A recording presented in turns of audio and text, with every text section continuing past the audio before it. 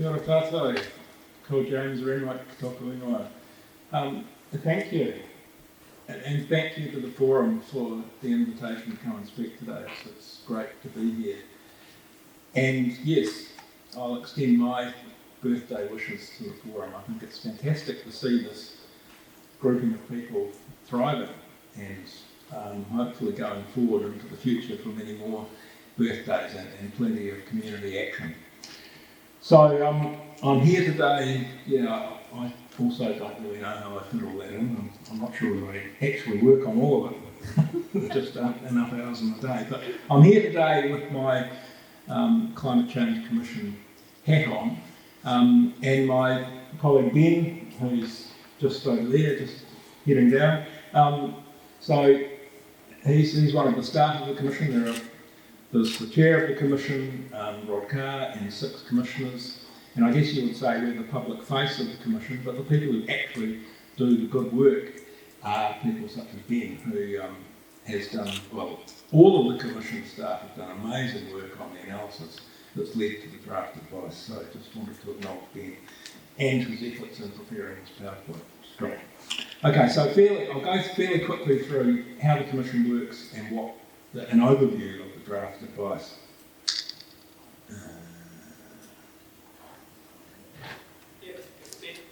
Yeah? Is it switched on? Okay, great. So, the Commission is that little circle down the bottom. The Climate Change Commission is there to advise the government on what to do, what policies to develop around climate change to meet our commitments under the Zero Carbon Act and the UNFCCC, the Paris Agreement. So the Commission was created as part of the passing of that Act in late 2019. So the Commission advises government, government makes decisions about what to do, enacts policy, and then the circle on the right-hand side is the citizens of Aotearoa. So the idea is that as many people as possible engage with the work of the Commission and the policy development that government does. The more people who are active in helping to take action on climate change, the better, basically. So the Commission's one part of the story, but it's a pretty significant part. We've never had a body like the Climate Change Commission in New Zealand before, and this advice that is now out for consultation, we've never really had a document like that in this country before that actually suggests what we might do to reduce emissions.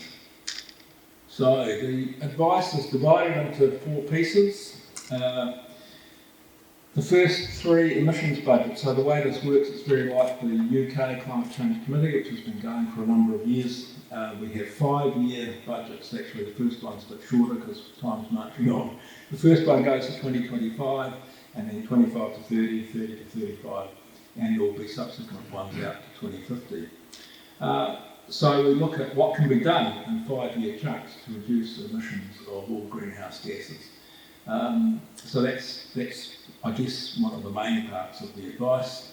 Also, what policy direction should or could government be taking around their emissions reduction plan? The Commission's not there to tell government what to do in detail with policy, but to point the way to the kinds of things that government could be doing. And then there's a couple of other things, one other thing I think that's important that's been kind of added on to the work of the Commission in the last year, and that's thinking about our current nationally determined contribution under the Paris Agreement, the NDC, which was set well before the Commission came into existence. How well does that sit with the goal of doing our bit to keep warming below 1 or no more than 1.5 degrees? So how consistent are we at present with the 1.5 degree goal, not goal, but limit, and should we be doing more? And the focus really is on long-lived gases. New Zealand's quite unique in the sense that our legislation talks about long-lived gases versus short-lived gases separately. The United Nations Framework Convention on Climate Change is all about carbon dioxide equivalents. You sort of do a bit of multiplication and addition and come up with one number for your total emissions. But the science tells us that you really have to think separately about the short-lived gases like methane, because they live in the atmosphere for only a decade or so. So as soon as you start reducing emissions of those kinds of gases, you start to get a result. Whereas something like carbon dioxide, which was in the atmosphere for centuries, you've got to get to zero emissions before you can start to talk about stopping climate change and maybe even reducing warming. So the focus is very much on carbon dioxide and long-lived gases, but there is also quite a bit of discussion around methane and land use and so on. So I think that some of the key points about the advice, and it's something that got a lot of press when it first came out at the end of January, that we can do it. I mean, that's the bottom line, I think, from the draft advice. There are existing technologies and existing approaches that we can use to reduce emissions quite rapidly. After maybe a somewhat slow start, you can't change things overnight, but by the end of the first budget period, things are starting to head downwards quite quickly. And it's not going to break the bank. We can afford to make the changes that we need to make to reduce emissions and get to zero net CO2 by 2050. So these budgets are ambitious, and they haven't existed before. We've had targets before, but not necessarily a lot of policy around how we get there. So they do put Aotearoa on track to meet these targets and do our part to contribute to the goal of stopping warming at no more than 1.5 degrees. We've taken a fairly holistic kind of approach, and the idea of a just transition, and taking really a Mātauranga Māori view of how we approach the whole environment, I think, is woven through the whole advice report. So we try to maximise co-benefits, mitigate negative impacts, and try to make sure that everyone's brought along in this process that we have to go through to transform the economy. And all of the advice, I think all of the recommendations are deliverable by government. It can be done again. It's not going to cost a fortune, it's not going to break the economy. It's actually probably going to bring a lot of advantages. I think if New Zealand can become a leader in emissions reductions, that's going to be good for business, I would say. Okay, so a quick look at some of the numbers. Two graphs of the pathway for long-lived gases on the left, short-lived gases on the right, and we've got time along the bottom starting in 2010, going through to 2050. So on the left, the carbon dioxide, you can see the shading is the sort of scenario range that the Commission's used, and the red dot at the zero line over on the right-hand side, that's the overall target, get to zero net carbon dioxide by 2050. And if things go well, if some technology will develop better, if electric vehicles come on stream faster, we can probably get to zero well before 2050. But even if things don't go so well, the analysis suggests that we can still get to zero net CO2 by 2050. Biogenic methane, the target is to reduce by 10% by 2030, and then there's a range of possibilities. And this is all based on what the Intergovernmental Panel on Climate Change came up with in their 1.5 degree report, that if you can reduce methane emissions somewhere between 24 and 47% by 2050, that's as much as you would need to do to avoid overshoot, and provided you've got the net CO2, zero CO2, then that would add up to warming of no more than 1.5 degrees. And you can see there the pathway, the sort of the preferred pathway is on the higher side of the range. So once you go to 2035, we're still on the high side, but that's assuming no new technologies. There's a lot of work going on around methane inhibitors and so on. If some of these things come along and actually working and be rolled out, then we can go a lot faster. But other changes in the agriculture sector can produce the kinds of reductions we need for the next decade or so. Okay, so just to go through some of the sectors, the way the advice has been written, essentially the economy has been broken down into a few chunks that are related to the biggest parts of the emissions spectrum. So for methane, it's really about land use. So again, this is a fairly holistic look. There's a lot of factors, a lot of pressures on land use. There's biodiversity issues, there's water quality issues, there's water availability issues, as well as greenhouse gas emissions and climate change. So we've tried to look for ways that all of these things can be improved upon in one go. So there's a lot of things that can happen around farming practices. There's things that are already happening actually. So efficiency gains, productivity gains, so you can reduce stock numbers and still produce the same amount of product. And work around feed management, fertiliser management, all those things. A lot of that's really underway, but we've pointed the way to how to make that stronger, better. There is a focus on forestry, and the present NDC, the present policy, really does rely on tree planting, so offsetting the emissions that we are making. This advice demonstrates or points out that what we have to do really is reduce the gross emissions, not just plant our way out of the problem. We can't actually do that. So there is a big emphasis on reducing the gross emissions, but there's still quite a component of reducing the net emissions by tree planting. But it's recognised that planting pine trees, relatively fast-growing exotic trees, works fine in the short term. It's not really a long-term solution. So the advice talks about carrying on with that in the short term, but moving to much more planting of natives over the first 3 budget periods. And what it also means is that you get centuries of sequestration of CO2 rather than a couple of decades. So I think that's a very nice thing, and it also is good news for biodiversity and good news for land use generally. And also, the advice talks about continuing research into new technologies and how can the agricultural sector be even more efficient, and some of these technologies around reducing methane emissions from ruminant animals certainly look promising. We'll see where we get to with that. We don't assume that we'll need those things, but if they come along, then it would be really great. We could speed up. In terms of carbon dioxide emissions, the biggest sector actually is in this so-called HIP sector, heat, industry and power, and we really need to stop burning fossil fuels. I mean, that's what the world has to do, and that's what the Commission's advice sets out to point out for Aotearoa. So we stop burning coal to produce electricity, we stop burning coal for industrial processes and industrial heat.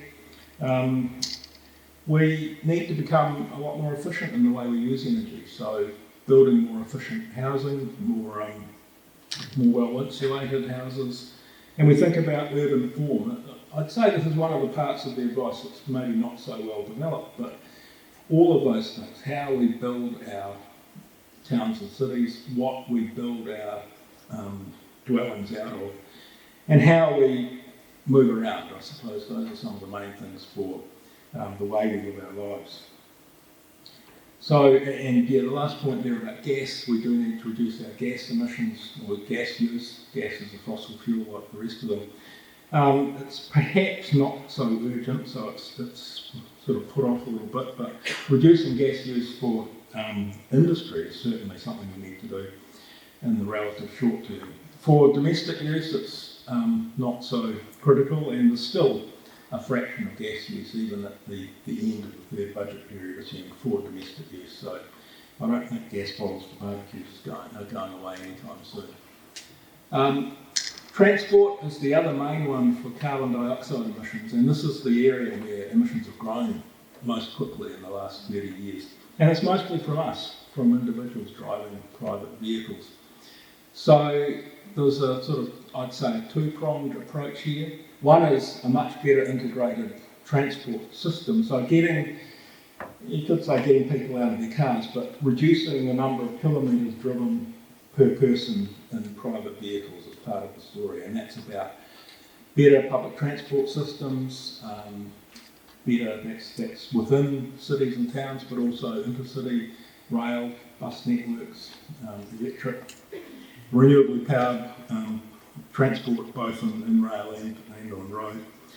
And in cities and towns, more integrated transport systems, getting that to that last kilometre through shared electric vehicles, let's say. And when we talk about electric vehicles, not just cars, I got an e-bike a year or so ago and it's absolutely wonderful. E-scooters, you name it, whatever works for people. I think we need more of that. And I think shared transport is a really good way to go. But part of the advice is around really upping the rate of uptake of electric vehicles. I saw a few leafs and things in the car park. That's great to see. And, we are starting to take them on, but a lot of the vehicles that are imported to New Zealand are internal combustion engine. Still, a lot of the big manufacturers are moving away from even making these things, so that's the way of the world. And we can, I think, increase the rate of uptake in New Zealand quite rapidly with maybe feedback schemes. The move for the public service to become carbon neutral by 2025 and presumably electrifying the public service vehicle fleet will change the market in New Zealand and make it, I think, much more affordable for people to have electric vehicles if that's what works. And there's also a bit of discussion of biofuels, hydrogen for maybe heavy transport, heavy trucks. That's a relatively small part of the story, but it's something very much worth considering. The last one I'll touch on here is the waste sector.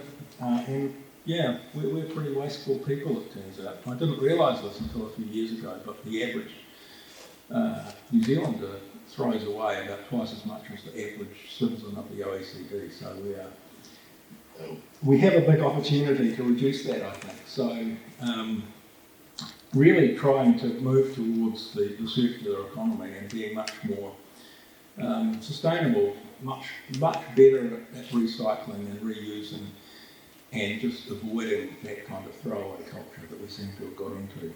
So there's a number of ways we can do that. Product stewardship, resource recovery, and we do some of these things, but I think they could be done much more extensively and much better, basically. And capturing methane from decomposing waste at landfills, again, some of that goes on, but I was hearing yesterday that there are old landfills that are releasing greenhouse gases that really just are kind of doing their own thing and are not being looked after properly. So that kind of thing. Okay, and I'll just end up, given the venue and given the occasion, what communities can do. And again, I would just say that this forum is fantastic. It's a real example in the country of the kinds of things that communities can do to engage in the problem and ultimately help the whole of the country, help the government to move in the right direction. So there are always trade-offs, we're guided by the science, but we also have to think about equity and about feasibility and so on. And I think getting the views of all citizens of Aotearoa is really important, and part of the advice talks about government finding ways to engage with the population of the country, whether that's through citizens' assemblies or a network of forums such as this. We don't go into detail of exactly again what the government would do, but the more engagement the better, basically, is the philosophy. So we make a recommendation about government developing more effective mechanisms for engaging with the public. And there are also recommendations about better coordination between central government and local government, which I think is really important and something that's been lacking for a very long time. So this kind of forum can really play a role in showing the way. How do we do this? I think this Nelson Tasman forum's a great example for the whole country. Okay, just to wrap up then, there's been a number of webinars. A lot of this engagement that's happened so far has been done online for obvious reasons. All of these things have been recorded, and if you go to the Climate Commission website, you can have a look at all of those, look at the question and answer sessions, and you can download pretty much everything from the website, the advice document, all the evidence documents, spreadsheets of the numbers that went into the modelling, you name it, it's out there. So if you want to get into the details, you certainly can. And it covers all the areas listed up there. I won't read through them all. So if you just Google Climate Commission, you'll find the website and you can look at all the stuff. And the consultation period, we're about halfway through. The 14th of March is the final cut-off for submissions. And there's this website, haveyoursay.climate commission, which has been set up. And you can approach this in a fairly simple way, just sort of an online form, in a sense, survey. You can answer some questions. Or you can, if you want to write a submission in more detail and then upload that as a document, you can also do that. So there's many ways you can engage, and there are email address. You can just email the commission and ask a question. That's very much encouraged. So again, the more engagement, the better, basically. So there we are. I shall stop there, and if there are any questions, I'll be happy to take them.